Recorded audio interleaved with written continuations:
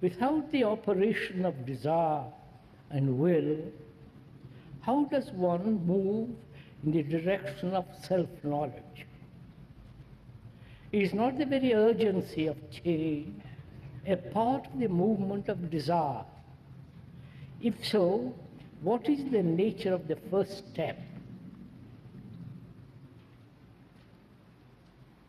I hope you don't mind if I read it twice. Without the operation of desire and will, how does one move in the direction of self-knowledge?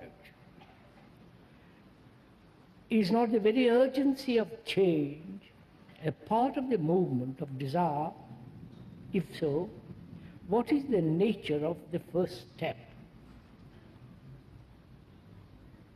That is, the questioner is asking,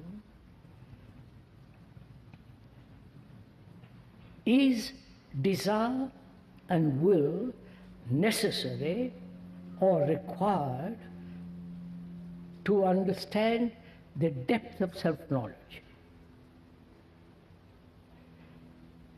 Is not the desire itself a movement towards self-knowing? That is the question.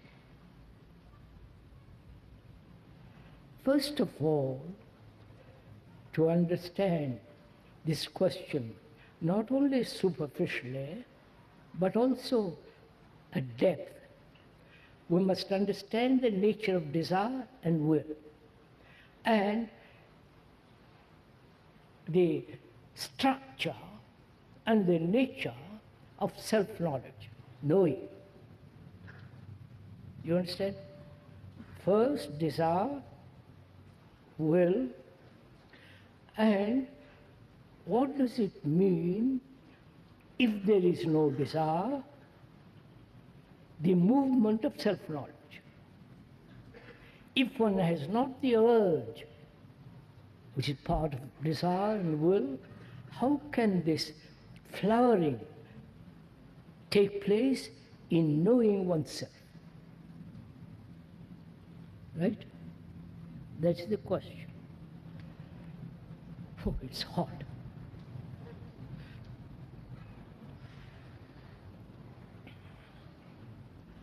As we went into the question the other day, what is desire? And what is the relationship of desire to will? Desire is, I'll go into it very carefully, you have probably heard it 10 times, but please don't get bored with it, but look at it. How does desire come into being?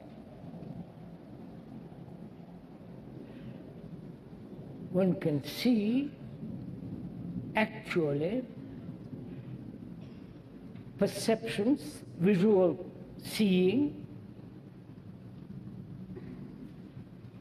contact, touching, sensation. Right? Then thought comes, creates an image out of that sensation, and desire is born. Right? I'm not an oracle. Delphi has gone long ago. But you can see this for yourself. You can see for yourself when you watch through a window a dress or a shirt, especially a blue shirt,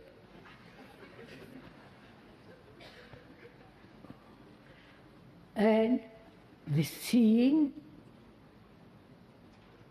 entering into the shop, touching it, the material, then the sensation,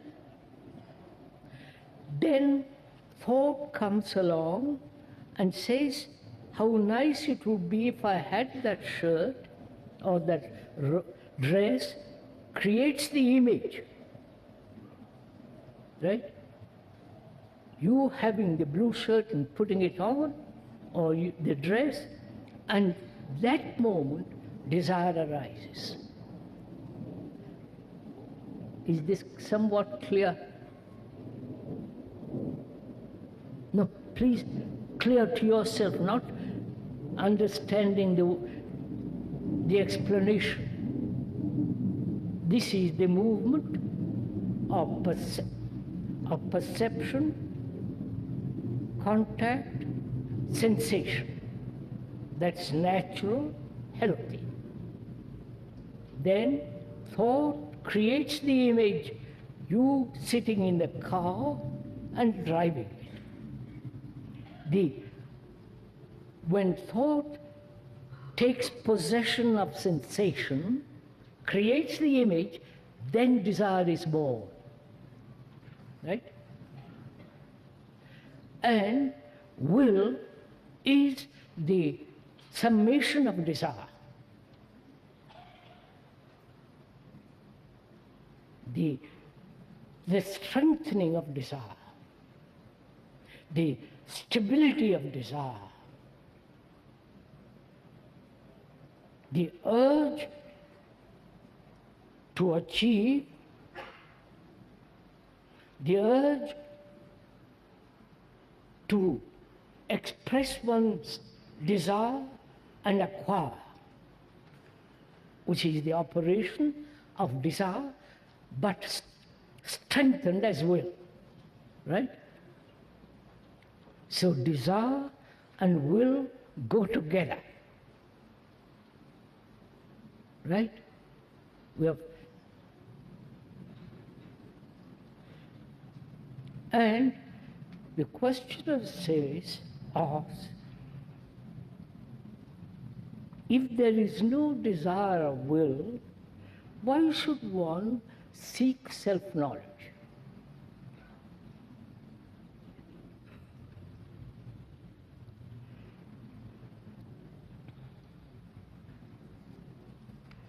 What is self-knowledge? Let's examine that first. What is self-knowledge? That is, the ancient Greeks and the ancient Hindus talked about knowing yourself. It's as old as the hills. That Socrates and others in Greece and in India talked about knowing yourself.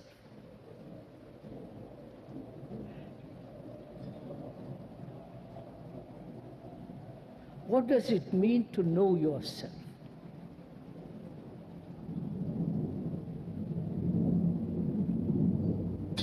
Can you ever know yourself? I'm exploring together. You are doing this together. What is the self? And you must know about it. You understand my question? What is the self that apparently it is necessary to know it? Now, what do we mean by the word know? Sorry to be so careful about this. Otherwise we will be misleading each other if we do not understand the words. What do we mean by know?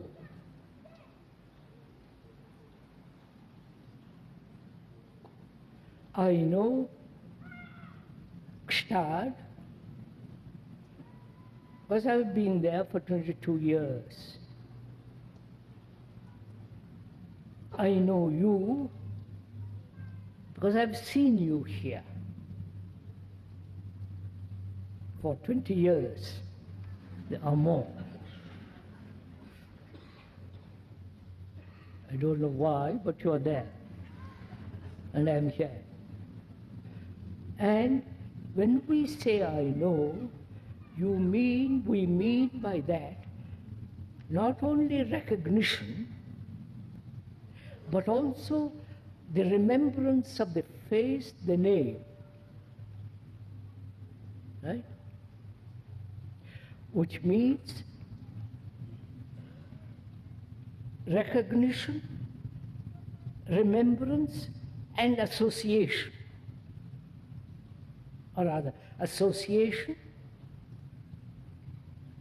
remembrance, which is, I met you yesterday, I've recognized you today, that is the memory operating. So when I say I know, it is the past expressing itself in the present. I hope you're following all this. Does it interest you, all this? So the past is the movement of knowledge. Right? I study, go to college, one goes to school, college, university, acquire a great deal of information. Then I say I'm a chemist or a physicist and so on and so on. So we say, when we say one must know oneself, do you come to that knowledge about the self afresh, or do you approach it already having knowledge about it? You see the difference? You understand my question? Oh, goodness. Am I making it difficult? No. That is, I want to know myself. Do I approach myself through the knowledge I've acquired, which is, I've studied psychology, I've been to psychotherapists, and I've read a great deal, and I approach the understanding of the self through the knowledge I've acquired. Bene? Or do I come to it without all the previous accumulation knowledge about oneself, right? You understand the question? We have explained what is desire, what is will, and saying, and when we say I must know about myself, I am already acquainted with myself. And so this acquaintance, this knowledge, dictates how I have observed myself. Right? This is very important if you want to go into this carefully. So having previous knowledge about myself, I use that knowledge to understand myself, which becomes silly, right? It's absurd, which is I've understood about myself from the knowledge of others. Freud, Jung, all the rest of it. The modern psychologists and so on. So, can I, please listen, can I put aside all that knowledge, because I am looking at myself through other people's eyes. Therefore, can I put all that aside and look at myself afresh, anew? You've understood my question? Now, the questioner asks, is desire will necessary in observing myself? Right? Now see what happens. I have acquired knowledge about myself through others, and the actual fact what I am. You see the difference? The knowledge I've acquired through study about myself, and the fact of myself, what it actually is. Right? So there is a contradiction between what is and what I have acquired. This contradiction, to overcome this contradiction, you exercise will. I've got it. You understood this? How marvelous that is. You've understood that?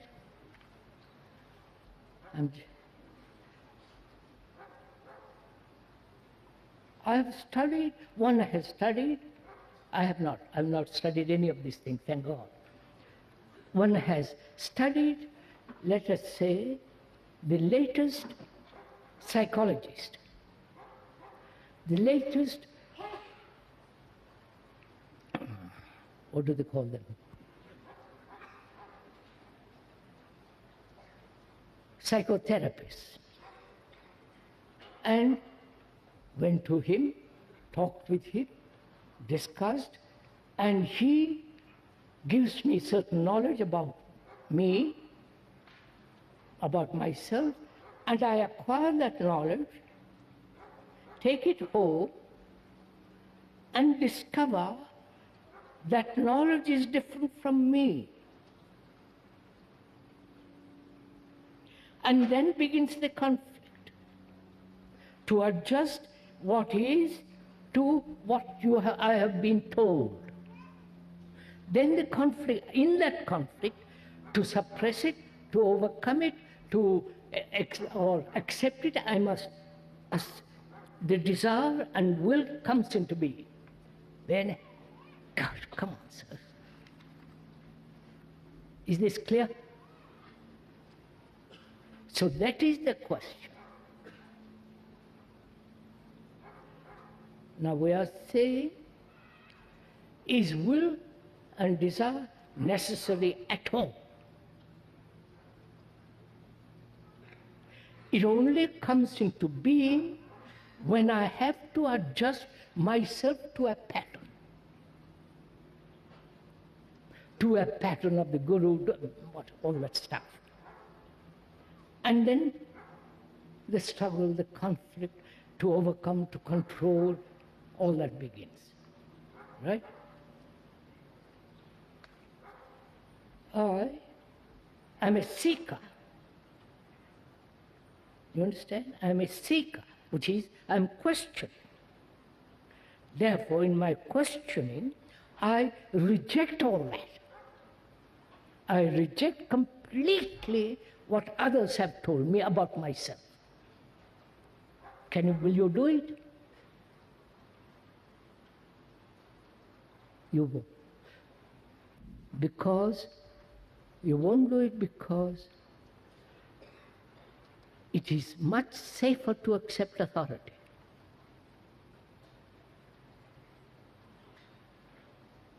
Then you are secure.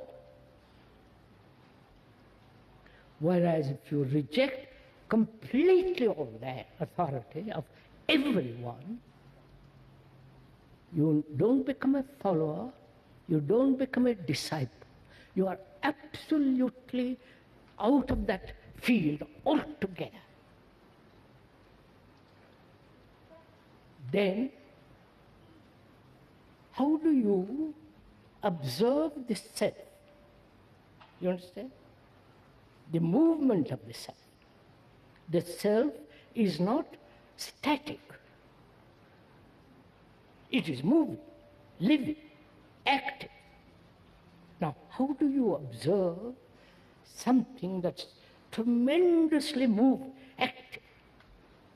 Urges, desires, ambitions, greed, romanticism, all that, how do you observe? You follow all this?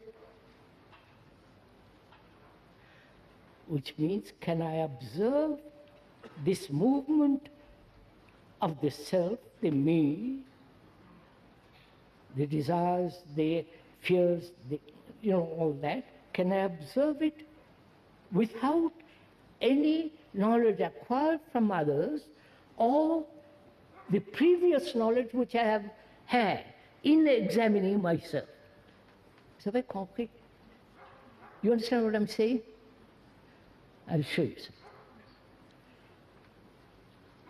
One of the activities of the self is greed, right? Or comparison, comparing myself with another. That is the activity of the self. Now, when I use the word greed, I've already associated that reaction or that reflex with a memory which I've had of that reaction previously. You understand what I'm saying? I'm greedy. I use the word greed to identify that sensation. The identification of that is, I've already known it. So I use that word to identify it, right?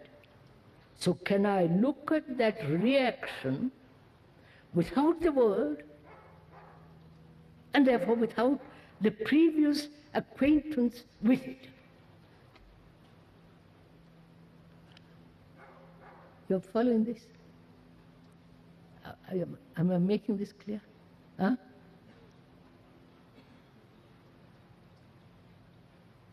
Can I look at that reaction without a single movement of recognition?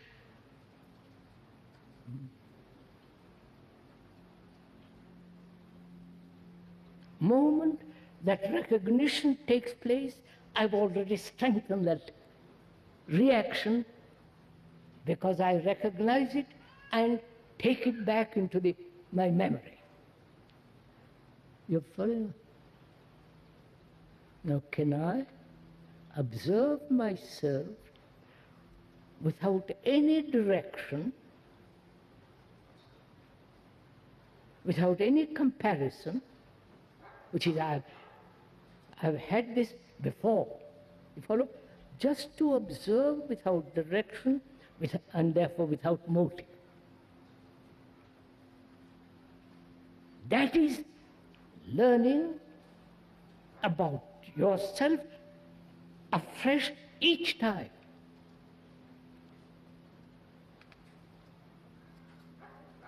Not that you have accumulated knowledge about yourself and you know about yourself. If you go into it very, very seriously into this question, you will find that it is not little by little by little, first step, second step, third step, first initiation, second initiation, but to see the truth of this instantly. You understand? To see the truth that the moment recognition takes place, you are not knowing yourself at all. Is that true? That requires a great deal of attention.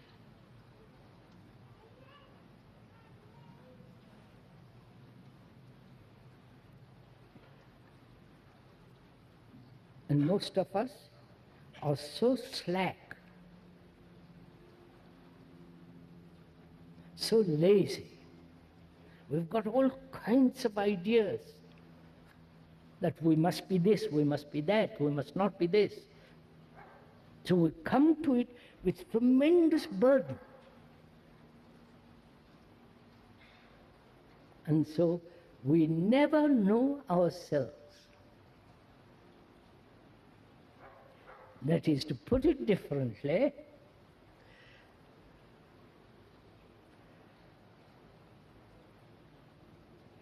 as we said the other day, we are the rest of mankind. But mankind, whether they live in Asia, here or in America, suffer, go through a great deal of anxiety, uncertainty, sorrow. So we go through it, each one of us. So we are essentially the common human kind. Psychologically, you may be tall, you may be short, dark. I'm not talking about it. Psychologically, we are like the rest of humanity. So we are humanity.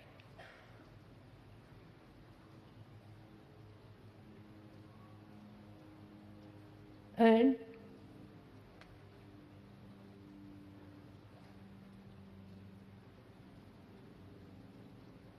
what is there to know about myself?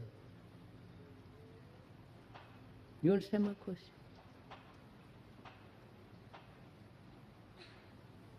I am all that. That's a fact. Then the problem arises, can that content of my consciousness be wiped away? That is the learning about oneself, which is not yourself, but the consciousness of mankind. I wonder if you're meeting all this. No. See, we are so trained, we are so conditioned to an individuality.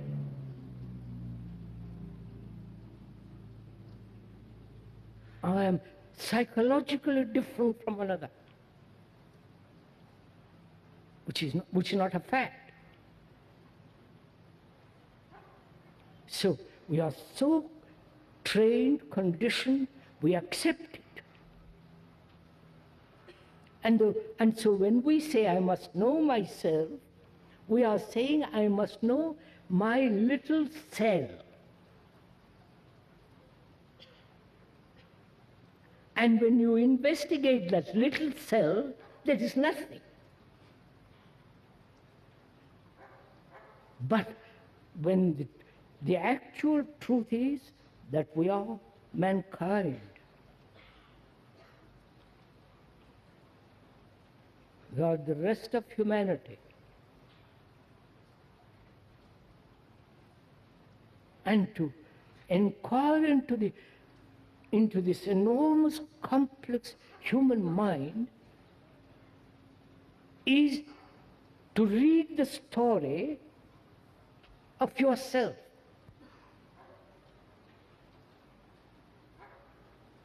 You are history. You understand? It is storia. And there, if you know how to read the book, it's finished. But we come to it to read. We come to the book with knowledge. We don't say, I know nothing, let's read the book. Then you learn vastly, not accumulate knowledge, because you understand what I mean? So begin to find out the nature of yourself, which is mankind, and the nature of this consciousness, which is the consciousness of all human beings, and inquire into that.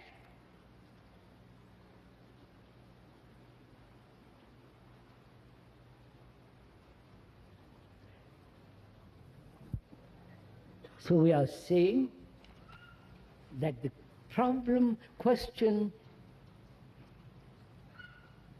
the answer to the question is in the question itself. You see that?